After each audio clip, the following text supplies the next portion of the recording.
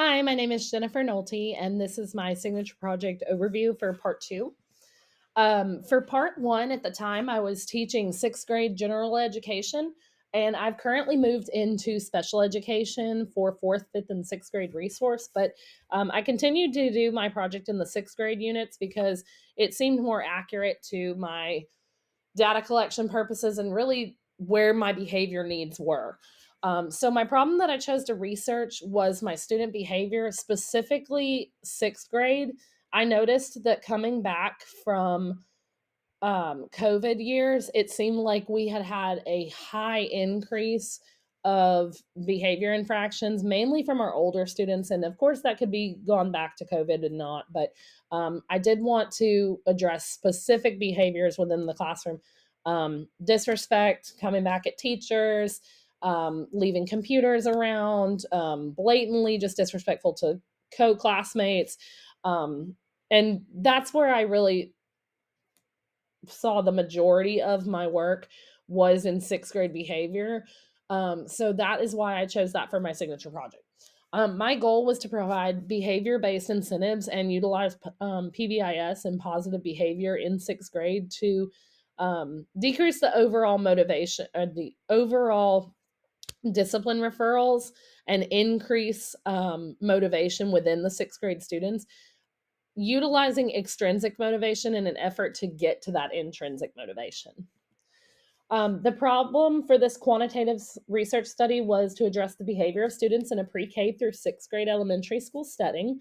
It was that if I applied PBIS and extrinsic motivation tools to my sixth grade student behaviors, that overall we would see a decrease in behaviors across the school, but specifically my classroom. It was my goal to implement various motivation strategies and keep these infractions in a smaller number. We hope to implement that school wide. And of course, we do implement PBIS and using these tools, but we wanted to see how it specifically affected sixth graders. Um, Figure one here shows the pre existing way of measuring discipline data within the sixth grade classroom. This data was compiled each quarter from the student's homeroom teacher. So you could see the X's here on the screen. For each infraction that a student had, they would keep it on a check sheet, or so we called them checks.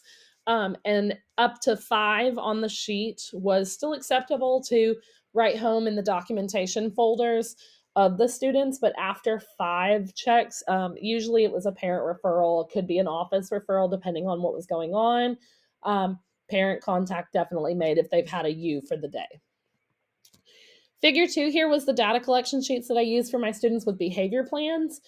These students were able to receive motivation tools and daily meetings to keep their behavior in line while they still participated in the conduct sheet from the classroom. This collection sheet is a more student centered and driven sheet. So, this is actually what I use daily for my students with BIPs because they need a check in system where they can monitor their goal every day. And sometimes their goal could just be to make it through math. So we utilized this sheet for the top 5 students that I noticed we had behavior issues consistently in the sixth grade class. So those are the students that you'll see in the next couple slides where we had a data collection issue on them. But we just monitor the students daily through each class, and we set a target goal of about 80% for each day to be successful. And that doesn't always mean that the student isn't having a great day. It might just be that they maybe didn't make their day in their science class or their social studies class, but maybe they made it through band or enrichment or RTI. And of course, most students make it through lunch without any issues. So that's always the goal.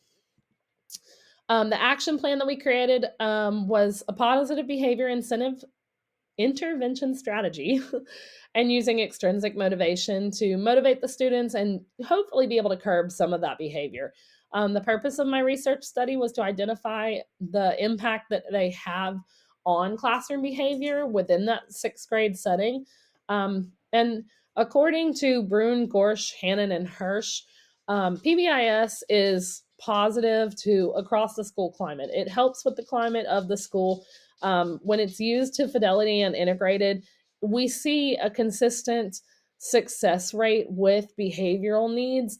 But I wanted to go further with that and see, is it more of a short term behavior or is it more of a long term um, item that we can really use to drive our students to get that motivation up, to come back to school, to behave in the classroom, to really intrinsically motivate themselves.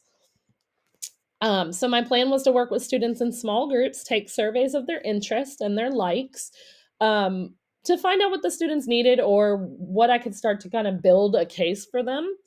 I began to implement small meetings with the students, setting daily goals to meet because not every student was 80%. While the overall goal is 80%, some students had to start a lot lower than that. So, setting daily goals to meet with them and mark their goals. The students actually began to lead their meetings and talk about their goals and how their days were going. And I'll talk about that in a minute. But it was really great to see students actually take charge of their data and want to be interested in how their day was going. So the ethical considerations, in order to be ethical as possible with data collection, there were confidentiality forms and the IRB forms were provided. The study did not have any risks or benefits to the students unless you count getting motivation tools like stickers and free time as a benefit. Students weren't really assessed in any other means for that. Anyone in the class could participate. Of course, I did work with one sixth grade group getting incentive tools while the other did not. And then to keep everything as ethical and fair as possible, I did document through the class a variety of ethnic backgrounds and both male and female students. Prior to implementation, uh, before we implemented, the following students, and I just used their initials here, had behavior infractions that were pretty major with notating the office referrals here. I didn't actually notate the office referrals for the post data because I missed a couple days of school due to being sick. And I wasn't there to accurately collect that data on my own. And so I just didn't feel comfortable adding that. But to Fidelity, there were a couple days where students on this list had been sent to the office in the 3 weeks after. So NP received a total of 23 checks in the course of 3 weeks with 3 office referrals. And those 3 office referrals were not all compacted into 3 weeks. There was 2 in 1 week and 1 in another week. DV received a total of 15 checks in the course of 3 weeks. AG received a total of 10 checks in the course of 3 weeks.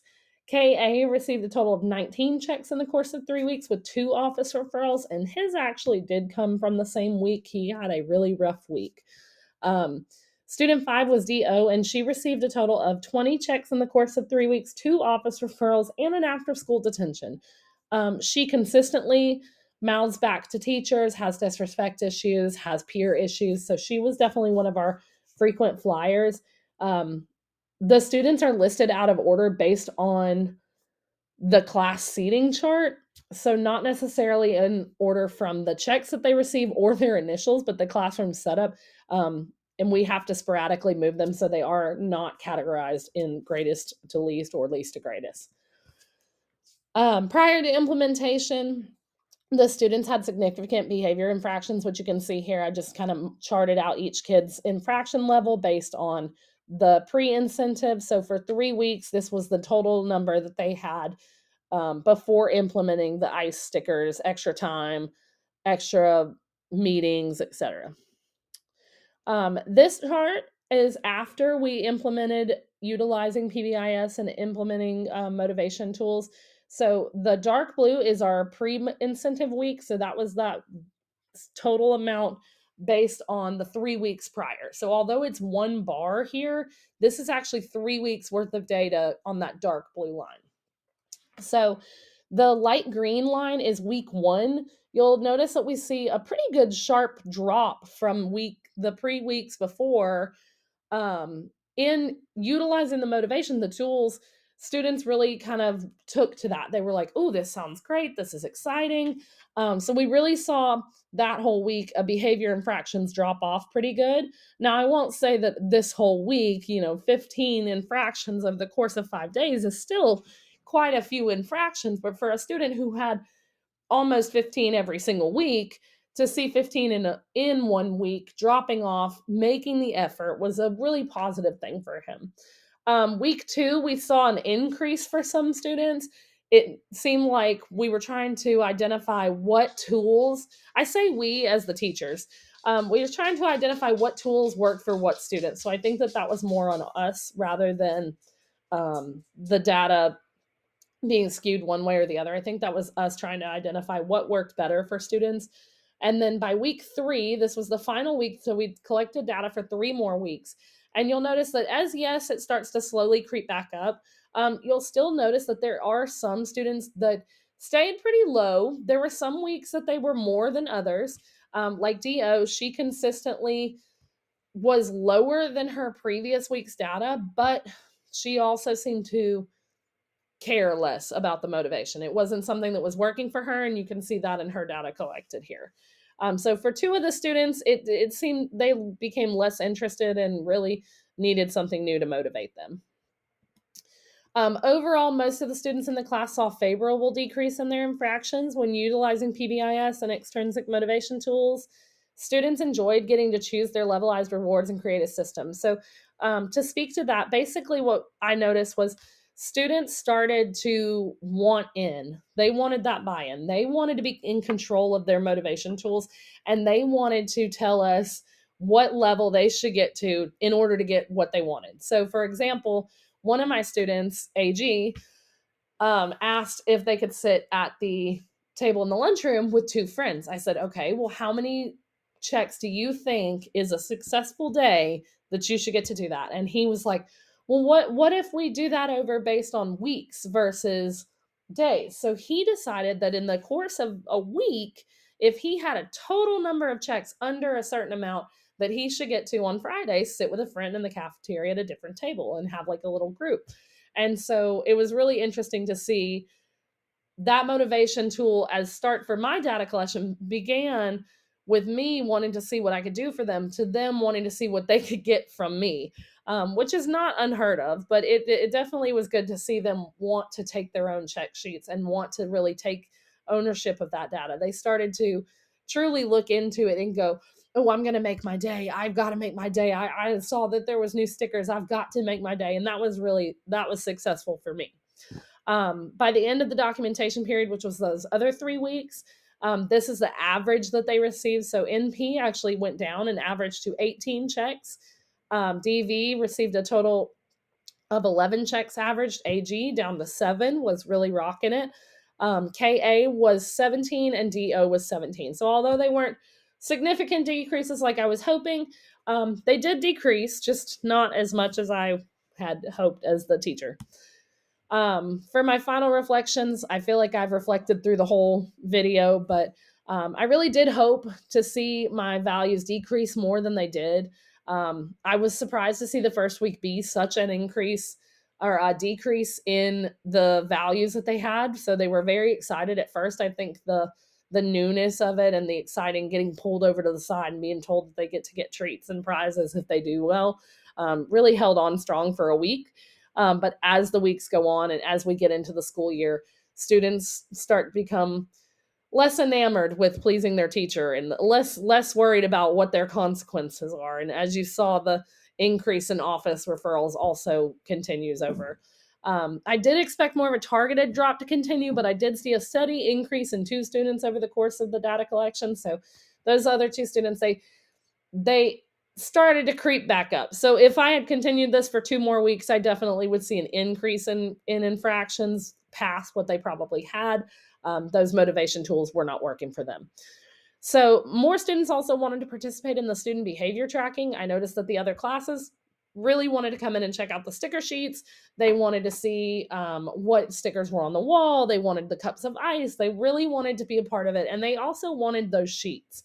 When you give a student a clipboard and the ability to carry around something that makes them look important and they're taking notes on their day and how they're doing, it really, really did drive many of the other students to want to do that. And I don't know if it's because they wanted the extrinsic motivation or the feeling of an accomplishment. So my hope is that it's the accomplishment, but of course, the data tells me it's probably the extrinsic motivation. So my final reflection would be, while it does work, it is typically used for a short term um, fix. It doesn't necessarily last for everybody, and it definitely does not always affect everybody the same way. So, final reflections, I think I learned a lot from this project, and I definitely think that I'm glad that I chose behavior because it's not something that's going away. So, I will continue to use PBIS. I will continue to use extrinsic motivation.